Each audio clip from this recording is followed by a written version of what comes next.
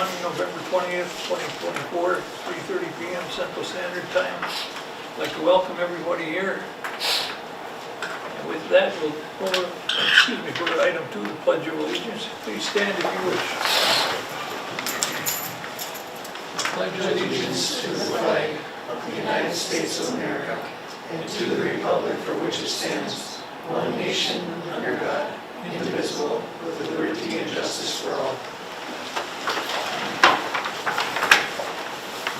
Thank you.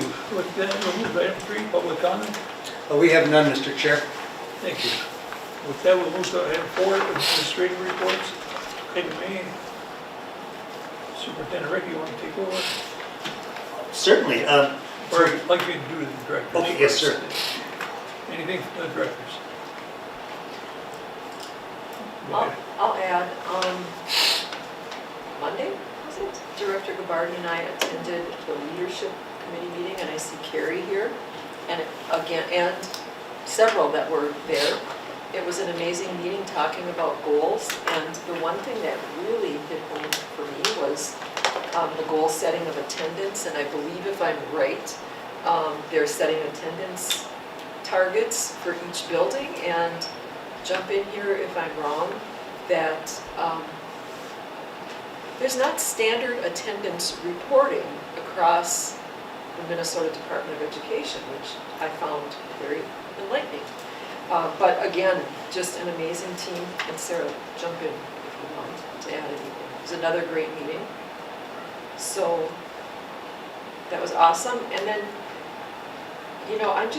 I just left another finance committee meeting for the Boys and Girls Club, so I'm going to take off my school board hat for a second. And it was a governance finance committee meeting, and I haven't had a chance to send out an email to the group yet, but I got to tell you, with the help of this school board and this school district and an amazing community and advisory board, I'll tell you, it will be our 2nd year anniversary on November 28th. I think they're celebrating on the 27th.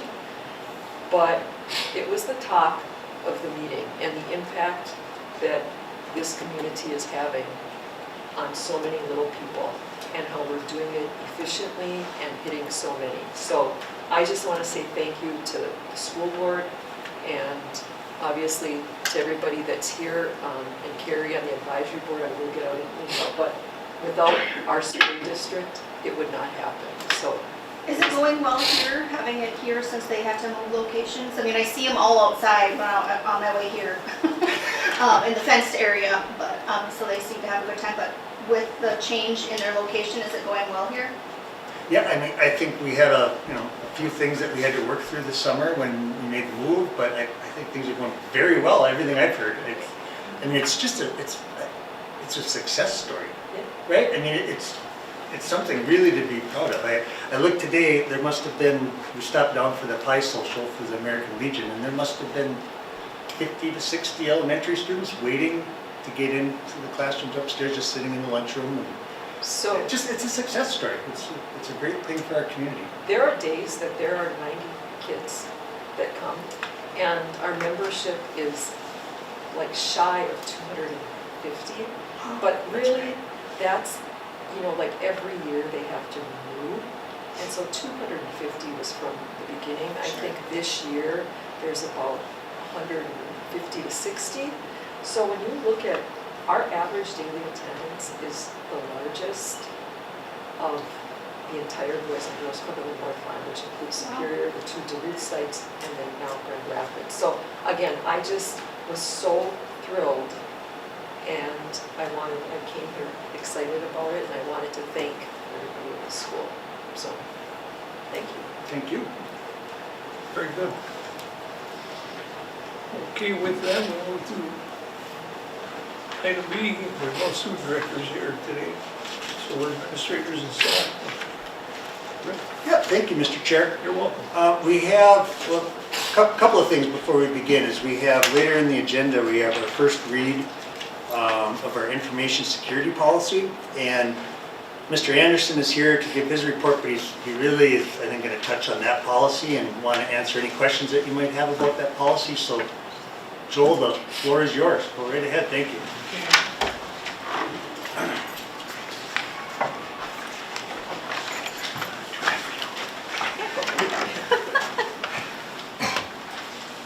Joel, I apologize, I didn't look at the screen.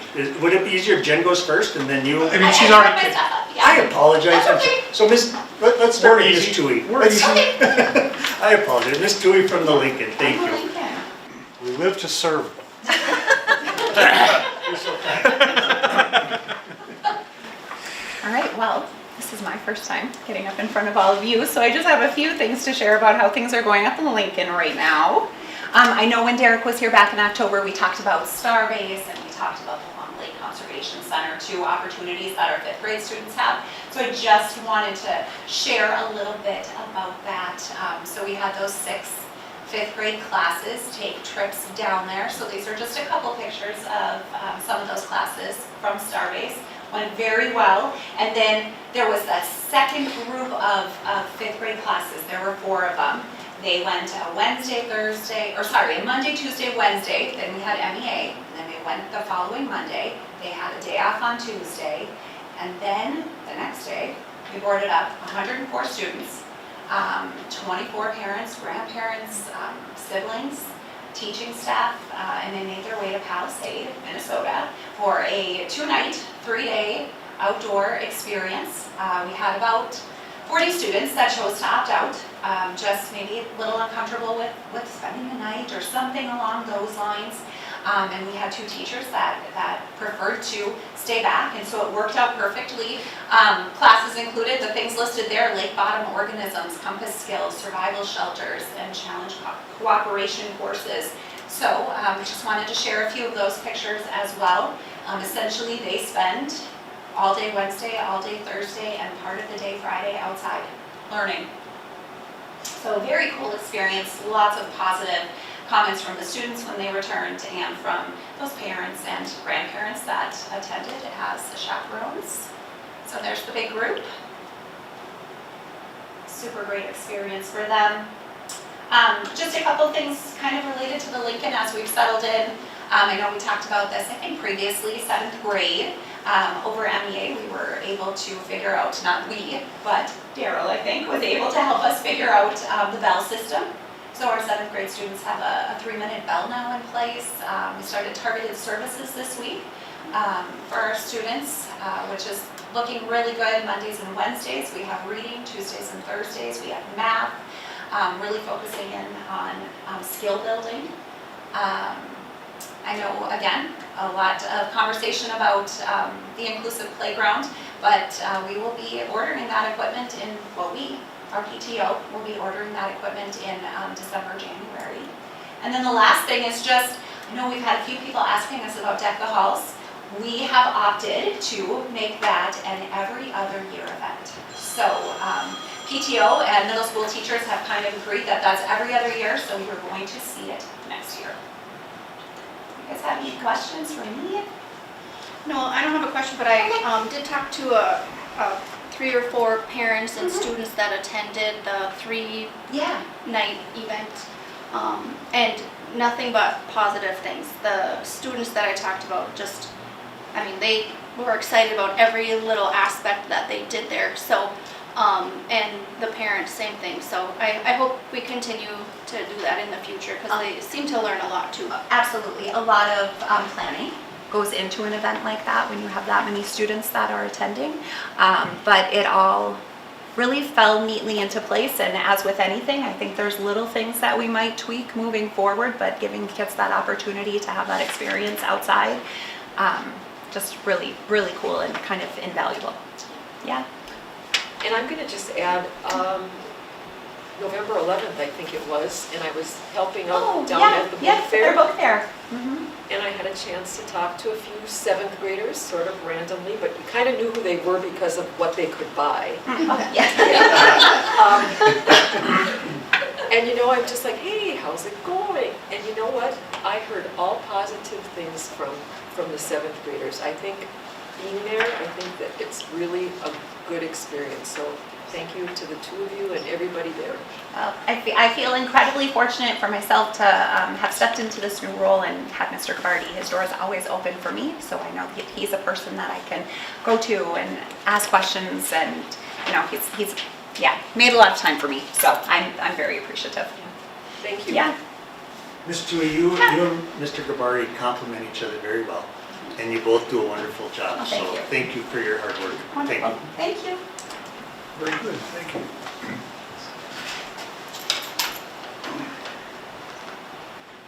I really quickly took all of the pictures of kids playing in leaves out of my slide deck so that you aren't, don't get double.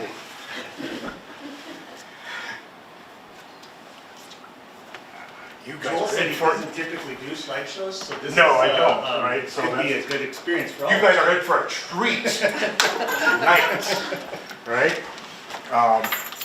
Yeah. So I do want to thank the board and the chair for the opportunity to present this evening. I plan on talking about information security today. A lot of times when I do a technology update, it's a lot of little things that are going on similar to what we just heard at Lincoln. But tonight I'm going to do something a little bit different. Probably going to talk a little bit longer than I normally do, unfortunately, but I think it's really important for us to take this time, this opportunity that we have to talk about information security. You know, considering this is probably one of the biggest risk factors that the district faces realistically here. And the timing of this presentation and me presenting today, it wasn't planned this way, but we are looking at the first review of the information security policy, so that's good timing too. I'm kind of boiling down cybersecurity into these primary components that you see up on the screen there. I'm going to talk about each of these tonight and what we're doing in Hibbing in each of these areas to make basically our data safe and secure.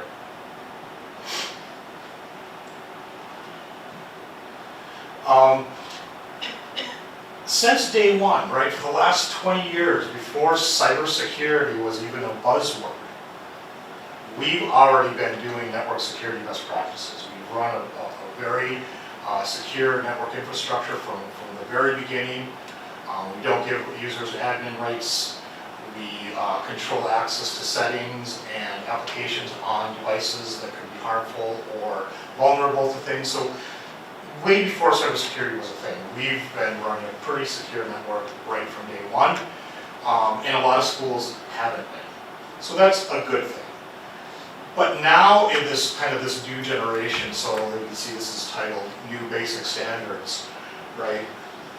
We have got a whole bunch of things that have been added to the plates over the years. And we're not just pulling these requirements out of the air. These are based on federal government standards, and our hands are being forced for things like cybersecurity, insurance, and things like that. So the very first thing that we have to do is be familiar with what are the standards, what are the frameworks. And the primary body in the federal government is NIST, that is in charge of these frameworks and these standards, the National Institute of Standards and Technology.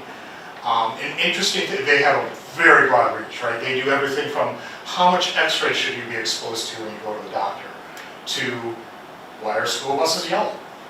That's a NIST standard. And the idea was school buses should be instantly recognizable.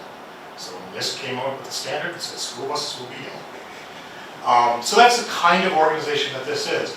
When it comes to cybersecurity, they came up with a framework for secure networks, and it has 300 controls. Now, that framework is something that is present for Bob's Towing and nuclear power plants, and everybody in between, right?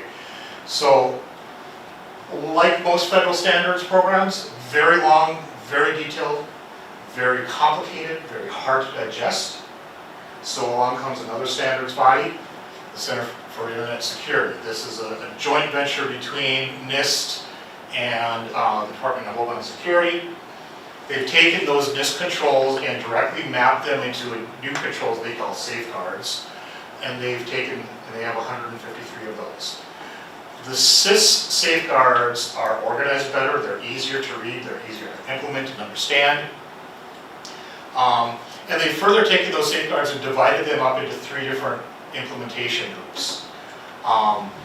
In implementation group 1, there are only 56 safeguards. And again, the idea is that the burden on Bob's Towing Company should be the same as the burden on a nuclear power plant in how they manage their network and their security. So this is an attempt to simplify that and kind of make more reasonable goals based on the type of organization that's looking at it. So in Hibbing, we are looking at implementation group 156 safeguards that we are trying to implement. One of these new standards has to do with staff training, a requirement to do staff training. We've been doing staff training and phishing tests. We started that in September of 2022. You can see the stats there. We had, on our first test, we had 53%, 241 staff members opening up a suspicious email, but going the next step and clicking the link in that suspicious email. So not just opening it, but clicking the link and following the link into something that they shouldn't have done. From that, 88 people went and entered in their username and password on a site that wasn't a legitimate site, right? But we've come a long way. We test monthly, and the last test was October, obviously. We had 8%, and we had 1% enter data. So we've come a long way, and we still have a little bit of work to do. We've also added a couple of additional things where we take these trainings and make a kind of a condensed course, like a highlights reel, so to speak, for new hires, so that they don't have to wait an entire year to get all of the important things that they should have. We've implemented a fish reporter. This is when you see a suspicious email, you can click a button and it gets sent to email quarantine. I can go then online and I can look at that attachment and I can detonate it and see if it's a safe attachment or not. Those are all new things this year. Another standard that we have to implement is secure logins. We've implemented multi-factor authentication. You guys are all aware of this. You enter in your username, you enter in your password, you get a text message on your phone, you enter the code in. This way, if a user has your username and your password, they still can't get in because they shouldn't have your cell phone number to get that text. That's the idea behind it. It makes it a little bit more secure. We've also implemented longer staff passwords. To give you an idea of where this comes from, this chart right here, we used to have an 8-character password for staff, and you can see in a matter of seconds that password would be cracked. We now require 14-character passwords, and I can tell you that every year this, by orders of magnitude, goes up. But this is where this information is coming from and why we're doing these things. People smarter than me are making these rules and they're saying, you know, this is why. So Joel, when you say brute force, Yeah. like, so you're saying that somebody is always trying to hack our passwords and our information, but if we've got longer passwords that can Right. contain special characters, numbered, that it was 2 years it would take Right. a computer program to hack that Exactly. password? Like, rather than- this is the thing, is people aren't doing this, right? They literally have government-sponsored, paid people in countries like China and Russia that they just put, if they are targeting Rick's email address, they will just go to mail.google.com and there will be a program that just tries every permutation until it gets it right. And that chart was telling you how quickly, if you only had a 8-character password, they would get in there. Now we have the MFA on there too, right? So there's another layer that we've added as well. But not all systems ask for the MFA, so. And the other thing, just so the board's aware, when I started here and first talking with Joel about our security and system, could you share with the board, I mean, on a week, on our server, how often are people trying to get into our information? So if I look at the firewall, and the firewall is the device that sits between our network and the internet. And so all the traffic that goes in and out of our district to the internet goes through the firewall. And there are, every single day, right now as we're talking, hundreds of thousands of hits from China and Russia. They're just constantly, can I get in, can I get in, can I get in? They can't get in, right? We're blocked, but they keep trying. And because nobody's actually really trying, it's just a computer somewhere that's running and hitting our stuff and looking for a vulnerability. So yeah, and for those school districts or businesses and organizations that have not yet secured their network, Or maybe they don't have a firewall expert on staff, and so they've got a firewall in place, but they've got it misconfigured. And all of a sudden they can get in, and that's what happens. So yeah, it's crazy, and it's real. I mean, I could show you the logs right now. It'd be a really fun experiment. You could watch all the traffic from Russia and China hitting our network. Another standard is endpoint protection. That's a fancy word for software that you install on your devices, computers, and whatnot. And it basically looks for malware and unusual behavior. So this is kind of next generation, not just looking for malware, but it actually looks at the behavior of the device. So over time, it sees what this device typically does in a usual day, and it goes into like a database. If all of a sudden one day, one afternoon, one night, one morning, 850 gigabytes of data is uploaded to the internet, and that computer has never done that before, that raises a flag. Now, the M in this managed detection and response, because there's lots of flavors. There's EDR, there's MDR, there's XDR. We have managed detection and response, MDR. That managed piece, we actually have a company, a third-party company. They're all cybersecurity experts. They know way more than I do about this stuff. That have access to those logs, that activity. They monitor that 24/7, 365. So literally, if we are compromised on Thanksgiving afternoon, they actually have authority that I have given them, that if they see something that is a known threat actor on our network, they can actually shut that device down. They try to call me first, but if they don't get a hold of me, they've got permission to do it. So, as you can imagine, that software and those services are not cheap. The way that we are getting that is through a state grant. It's called the Whole of State Cybersecurity Plan. It's actually a federal grant that the state is distributing. Both agencies are committing funds. At the bottom bullet point there, $18 for the first year of service per device. That's Hibbing is $7,500. But this is a grant, so it has a ticking clock. So what they've done is they've ramped up the price. Gets a little bit more expensive each year of the grant. To the projection in 2028 is $46 a client, $19,000. Now the state hopes to find other funding mechanisms to keep the price lower. This is where we are today. Also, I want to say, when you look at like Hibbing and how are we doing, Hibbing was the first school district to get the software in the state. Now, this is an extension of a program that the state already did for cities. They do it for cities, tribal organizations, and things like that. But schools were just added this last year. Hibbing was the first school to get the software. So, Joe, how many devices do we have? how many what? How many devices do we have that are at risk?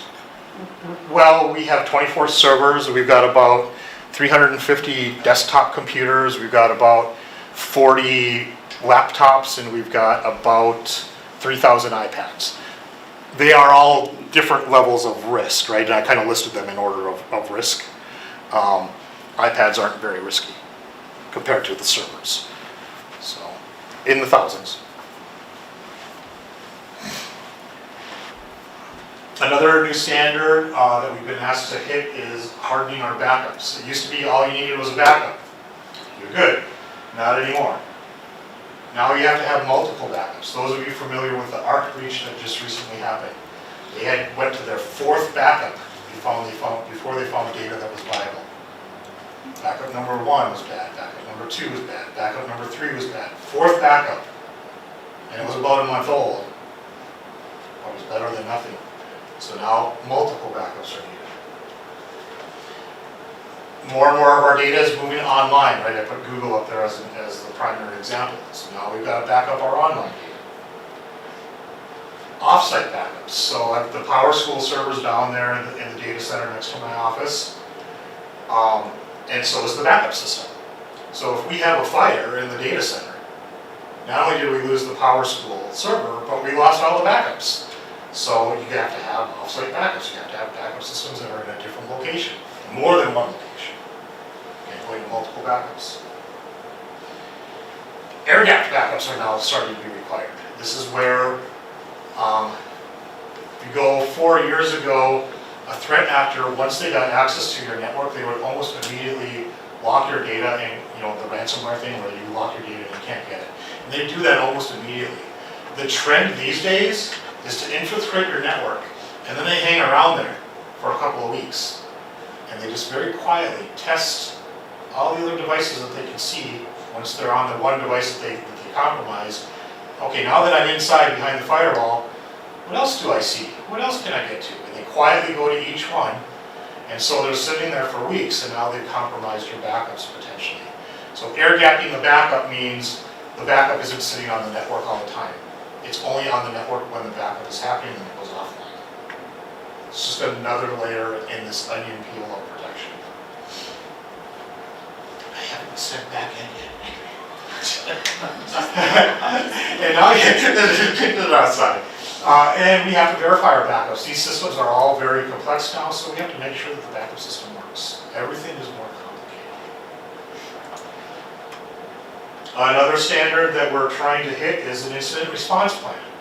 An incident response plan is exactly what it sounds like. When something goes wrong, and that's a when, not an if, what do we do? Who do we notify? How do we communicate? Who do we communicate what to? Who says what to who when? How do we maintain operations? How do we take attendance and power school is done? The phones are on the network. Payroll is on the network. Everything's on the network, right? Transportation, food services, right? All that stuff there. So the incident response plan makes sure that we all sit together and we talk about all these things and what if? What do we do? How do we do it? The admin team met last summer.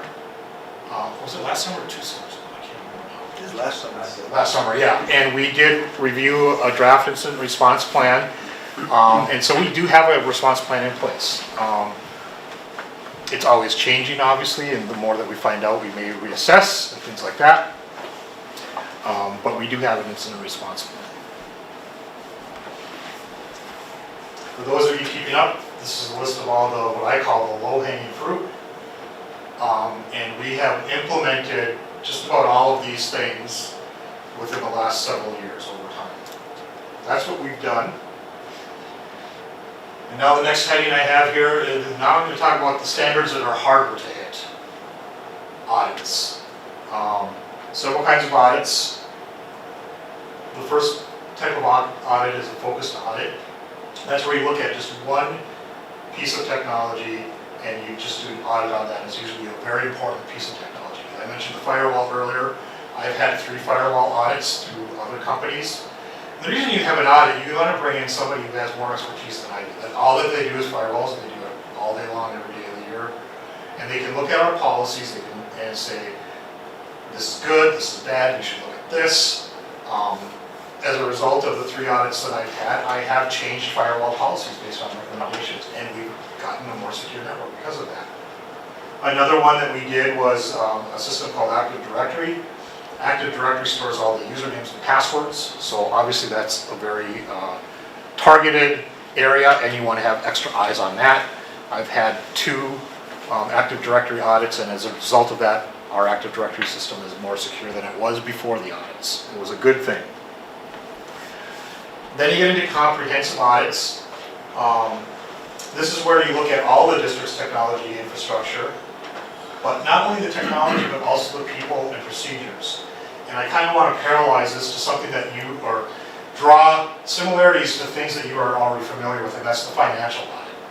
Right? The financial audit is not just about expenditures and income and what the numbers say. It's about the people, the procedures, the processes, and all of that. And technology audits are similar. They look at that whole entire picture. We have different types of audits that we can do. A level 1 audit, as you can imagine, is not as comprehensive as a level 3 audit or a level 2 audit. We completed a level 1 audit last year, and we have a level 3 audit scheduled for this year. A level 1 audit takes about 3 days to do the audit, and about 2 days to review the results, and then several years to fix all the problems that have been reported. Whereas a level 3 audit is going to take, more like weeks in both of those areas. So the audit, that level 1 audit that we did, then you get results, right? So an assessment score. The audit system that we're using uses a score that is kind of lined up with the credit report, 300 to 850, a lot of people are familiar with that. They know 600 ain't great, 750 is good, right, all that kind of thing. The average that the industry is saying is that the average K-12 score is 620, which they categorize as progressing. I would tell you that the average is really much lower than that. The average is really more like 400. The reason that they're reporting 620 is because they're only reporting on school districts that have had a comprehensive audit to begin with, and most schools have not. The school that has gone and gotten a comprehensive audit has already started working on cybersecurity stuff, right? Because they're already in the game, they already know what's got to be done, they're already working towards securing their network. So I would say that the real world average for K-12 is probably more in the 450 range. Not very good. We did our level 1 audit in March 2024. We scored a 710. That is labeled satisfactory. I don't really like that label, but it is what it is. The reason I don't like the label is because the goal for K-12 from this company is to hit 660. So I kind of think about this like Minnesota state reporting or the Minnesota standards, right? Meets or exceeds. We exceeded, even though the label is satisfactory. Because that label is across the entire industry, of every industry in the United States, not just K-12 education. Also, you get comprehensive reports from these audits and recommendations. Out of our level 1 audit, I came up with 53 tasks that are in a spreadsheet that I have to work on. Give you a little bit of an idea of what this looks like. If you take our score of 710, you can see the dotted blue line, that's 660, that was our target. You can see that we exceed it in 3 of the 4 areas. The one that we don't even meet is physical controls.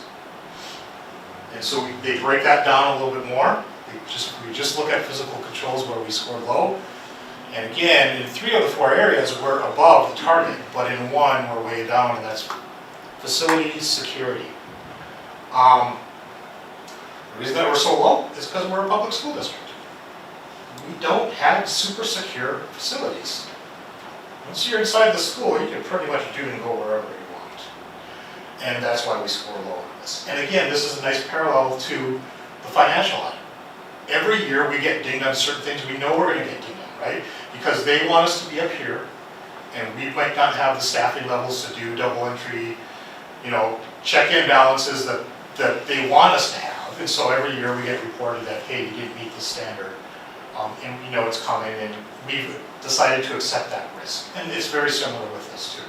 So if you think about like our data center, that's not keyed differently than the other doors in this building. If you think about the technology closets that are scattered throughout the district, they're just in supply closets sitting there, anybody can get into them. Some of them are in classrooms, and right now that's an acceptable risk that we have, but it's also always going to affect our score.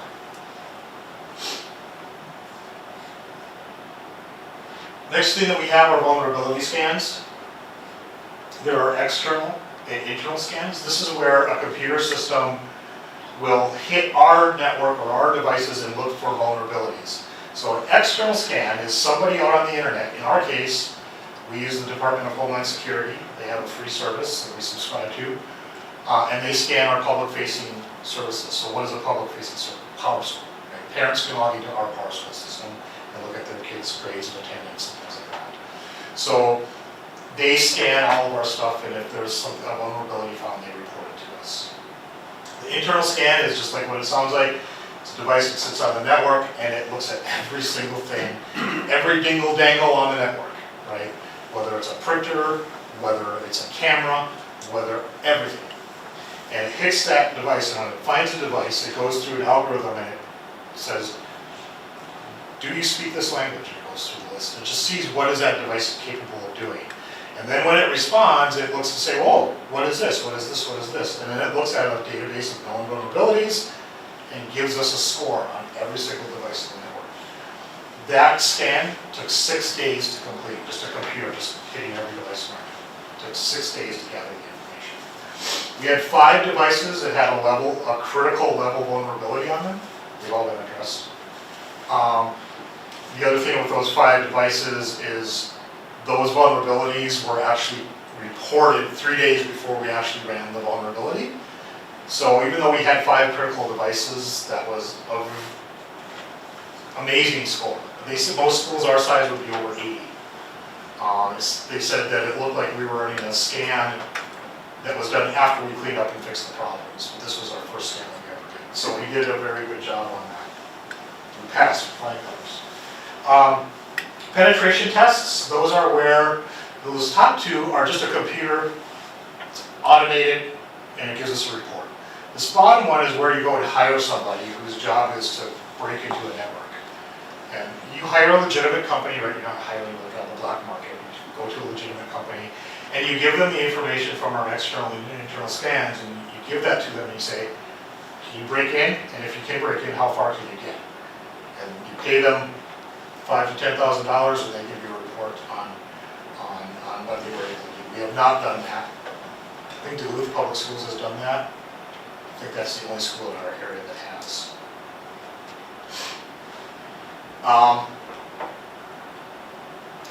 All these frameworks and the audit process, they all want written, documented procedures for everything.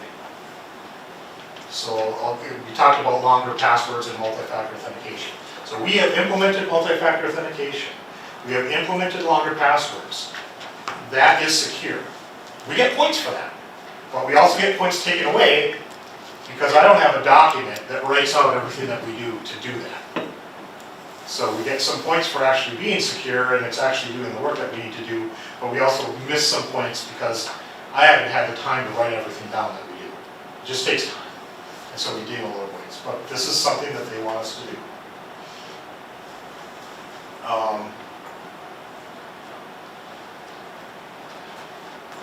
This one, CISO, is a Chief Information Security Officer. They want a person that is dedicated in the company that this is all they do. Obviously, we can't afford that. I'm not going to come to the board, at least, not in my foreseeable time, and ask for that. I don't think we can afford that.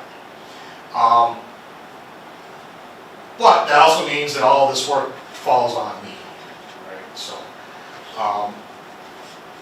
the other option with that V in front of the CISO, that's a virtual CISO. So you recognize that not everybody can afford somebody $180,000 salary a year to do this job, and so you subcontract out that work.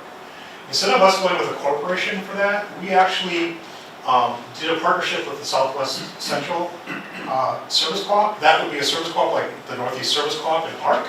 Just happens to be in the southern part of the state. And the advantage there is bang for buck. Plus, they really know schools and how they operate because we are a different animal. And we get to share information with those other school districts, right? We have weekly meetings. They are the group that pays for the audit software that does our audits, and they run the audits and they run the assessments. Same thing with the vulnerability scanning. That's all software and stuff that costs money. They do all that for us. They've done centralized logging. When you have a breach incident, the very first thing the forensic team is going to do is say, give me all your logs for all your servers. We couldn't do that a year ago, and we can today, and that's because of this partnership.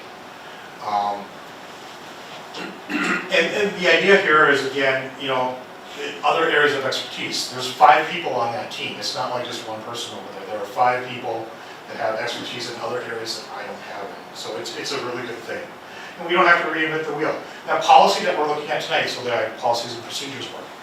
All of the school districts are facing the same thing. Why do we have to reinvent the wheel? Well, we don't. That policy that you're looking at tonight, I didn't write that. It came from schools down in the southern part of the state that have already passed this policy, because it's not an MSBA policy, right? Because they're behind the ball on this.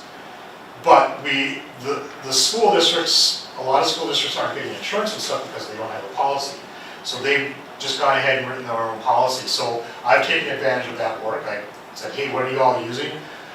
I got about 35 responses and only all 34 of them used the policy you're looking at in front of you, except for one. So again, I didn't have to take the time to write that.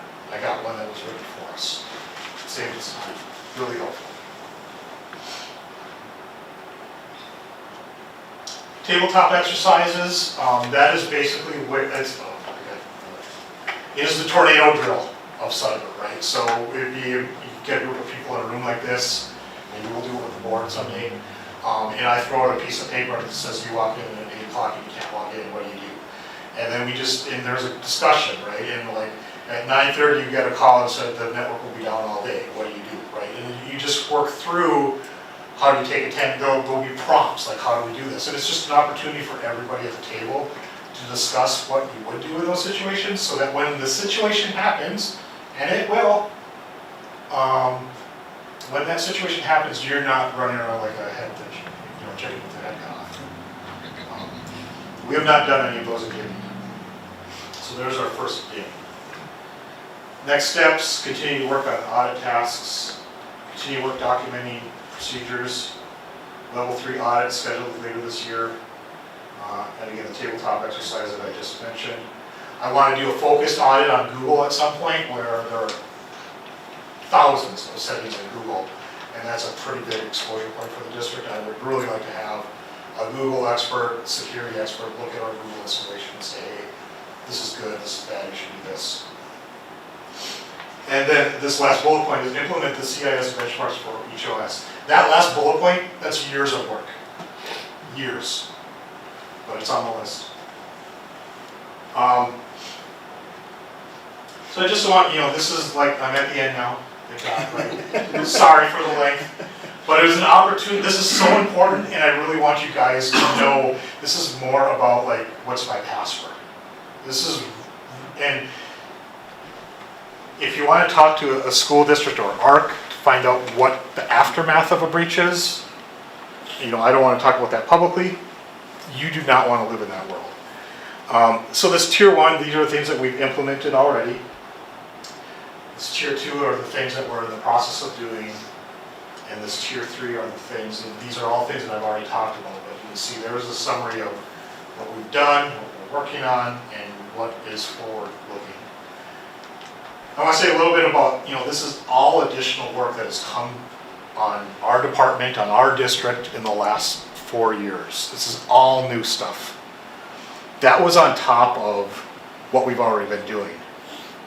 I can tell you I already had more work than I could do in my full-time job, and all of this has been dumped on top of it. So I really hope, and so I'm not going to be asking for a Chief Information Security Officer, but I am going to be asking for more help in our department so that it frees up some of my time with other things so that I can spend more time on this stuff that's too complicated or whatnot. With regards to the new information security policy that is on the agenda tonight, the policy that you're reviewing, it doesn't change any of the items that I just talked about. We've already been doing these things. We will continue to do these things. What it does is it validates them and makes them official, right? It basically directs the district, through the superintendent, through myself, to secure our data, protect our data, to have an incident response plan so we know what we're doing before we get in an incident. And if you remember also how I indicated the frameworks and the audits require a written policy, and that affects our ability to get cyber insurance. All these things are going to help our audits, our score, and hopefully will lower our cybersecurity rates. Or what people are talking about right now is school. In fact, we had a difficulty one time even getting insurance, let alone getting insurance at a reduced rate. It's because of all these frameworks that are being put on us. So that's what the policy is about tonight. It's just, it doesn't change what we're doing. It just is making it official and making sure that we do it. With that since I've taken the pictures of the kids playing the leaves out, I'm done. I'm sure you are as well. Are you the person who picks out our staff training for like the fishing and things like that? To some extent, there's a library of both, obviously I'm not out shooting videos and like writing scripts, and so there's a system in place, and we pick the topics that we want to talk about, and then we just put them out once a month and we send them out. So I'm not sitting there like creating the content, because I wouldn't have time to do that. It's a So system. do you think from going from that 53% to the 8%, I believe your slide showed, was due to the training, or do you 100%, think it was without a doubt. more because it's just more, people are more aware of this and it's happening more often? No. Because I've taken some of those You can see the trainings. line, like over the 2 years, like it's literally a graph of like fish rate, over time, and it just boop, boop, boop, it goes down and down and down and down. I think it's a combination, because I think our staff know, because they know this is, every email I open up, I wonder if you're trying to trick me. That's all, I mean, so I'm conscious of what so I think that was the intent, is to get people to really look at. Because when you what click they're on doing. one of those links, you get a thing that says, ooh, gotcha, right? Yeah. It's not me saying that, right? It's the system, right? But as soon as you click on that link, they know it, Yeah. because it says, oops, you shouldn't have done that. You should have known better. So yes, I guarantee you it is a direct result. And you can even see the numbers fall off over the time that we've been doing this. And it's one test that we send out each month. And that's the other thing, is that like, basically if you only did this that first week of school and then you never did it again until next September, it's not effective. You have to kind of just keep them on their toes. So when somebody gets that thing that pops up and said, bad idea, do you reach out to that person individually? I would love to do that. I don't have the time to do it. I would love to do that. That's what should be happening. I don't have the time to do it. Does it just I mean, they get the notice, What's obvious? and there's also a link like for further training, like it says, oh, hey, you should have done this. Click this link to get another training session, right? So, but no, I don't have the time in the day to do it. I'd love to. In a perfect world. Joel, I'd really say I appreciate what you're doing. These are exhaustive, huge processes when you start working with NIST standards and similar coming down, and Thank you. oh, I want to also say that Great job. I think that we are one of the most secure schools in the state. Like, that doesn't mean that we're invulnerable, because the NSA gets hacked, right? I cannot create a network that's invulnerable. But when that hacker comes along and they see all these things in place, and even if they watch this presentation that I'm giving, they're going to go, let's see what's happening in Chisholm, right? Because so we're not invulnerable, but we have done a lot in this area, and we do a really good job. We're fortunate. You can feel pretty confident. And to watch your enthusiasm over cybersecurity, and it's just, I'm reining it in. so I have many thoughts that come to mind, but sustainability, right? We need to make sure that over time that this continues, and kudos to you for your audit score, and I look at it and I think facility and physical controls, like that should be the easy part. You've done the heavy lift, like what can we do Well, to help with physical I security? mean, you literally would have to put up walls and secure entrances, and they want a system. If you look at the letter of the control, like to the secure, what we would consider a secure area, like the data center, we should really have a key card that probably only 2 people, maybe 4 people have the code to, and that should be logged. Like who opened the door at what time and what day. Like, it's all stuff that's attainable, but on the list of things that Tyler's got to do or that I've got to, it's like you get into that balance of risk and reward type thing. It'd be nice to have, I think we should have something close. Hey, we should at least have the door keyed differently. Yeah. But then we need people need to get in there that aren't just me. And so then you get into these situations where pretty soon everybody's got a key anyways. It'd be nice to get a key swipe thing, so then you can control it digitally rather than having to, burn keys every time that you make them. But we have 47 closets in the district. You walk down to the high school supply closet, and that's where one of the network closets is. It's where everybody gets their dry erase markers. There's the network switch. The door's wide open. And to the cost to relocate that or to do, it's not as easy as you think.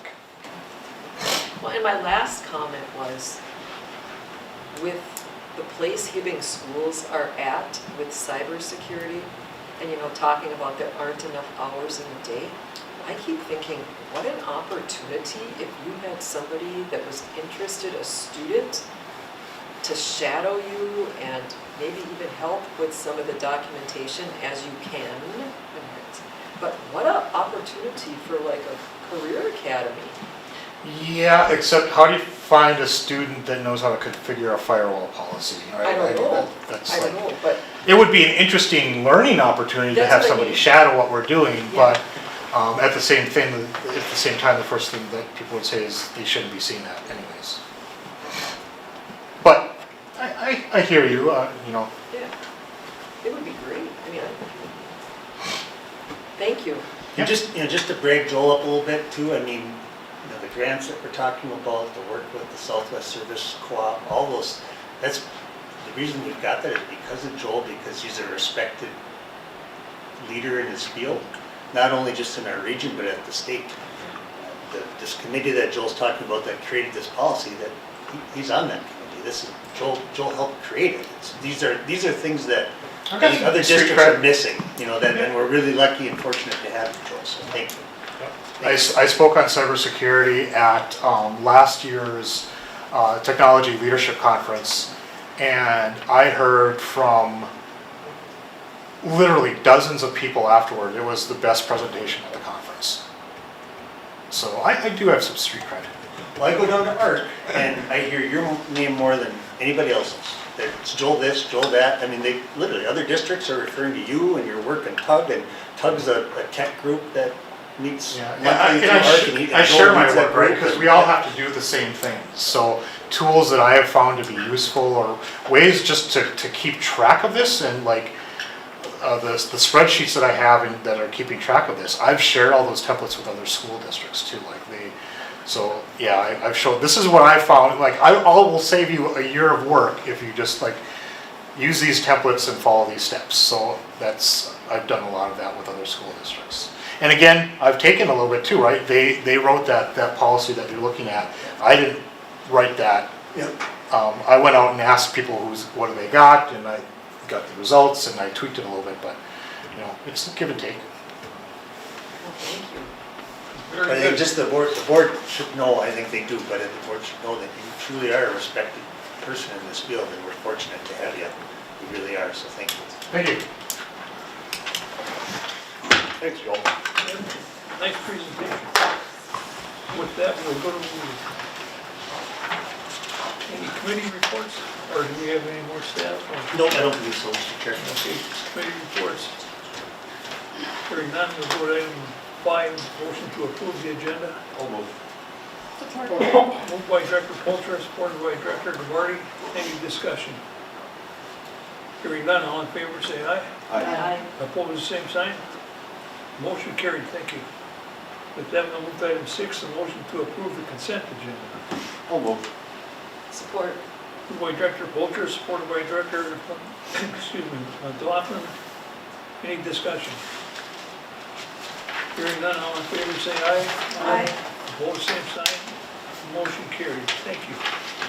With that, we'll move to item 7, administrative business. Sir Alex, Thank you, Mr. Chair. you're welcome. Item A is a motion to approve the resolution to accept donations consisting of $500 from the Evelyn Elks to support the weight room, $100 from James and Glenda Larkin in memory of Michael Marinucci to support the drum club, and $200 from Shearing Speed Sports to support the Career Academy.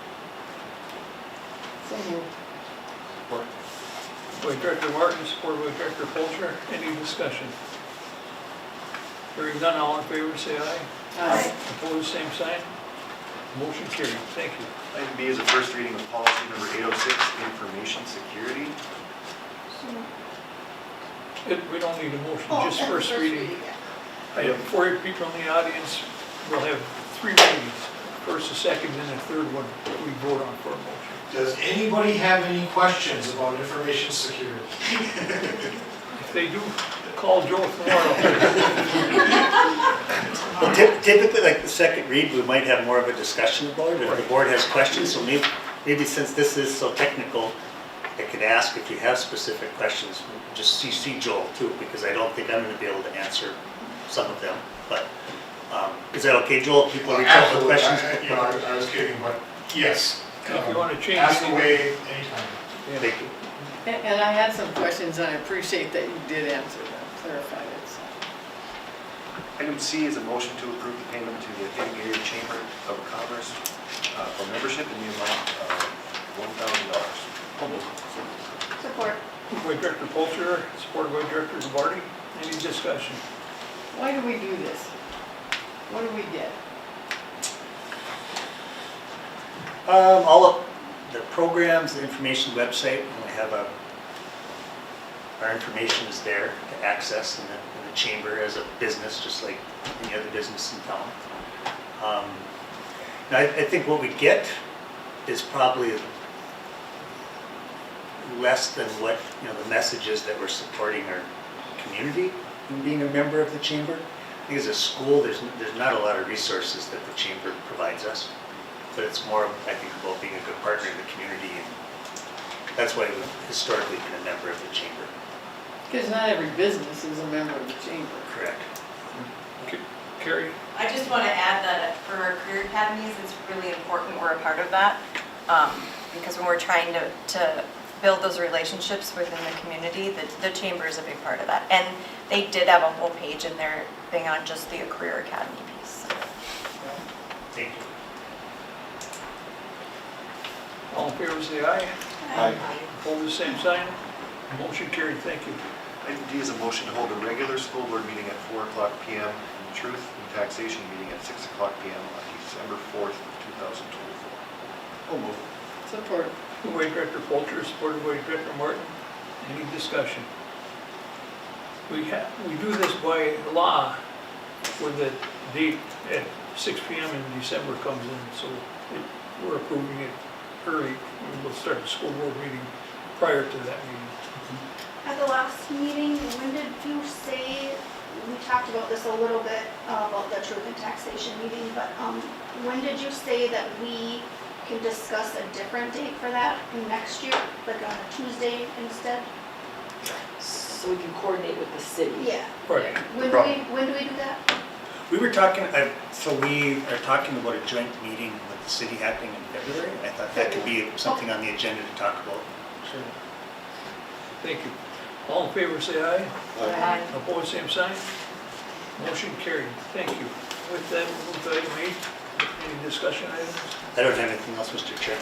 With that, call on Director Polter. Motion to adjourn. Without objection, the meeting's adjourned. I'd like to thank everybody for their coming here, and it's 4:30. Meeting's adjourned.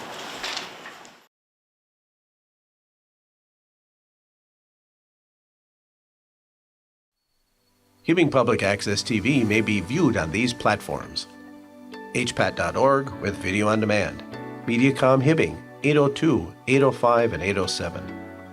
On Roku, Apple TV, and Amazon Fire TV.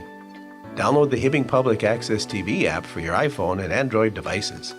Find us on Facebook, YouTube, and Vimeo. For more information, scan the QR code and go to hpat.org.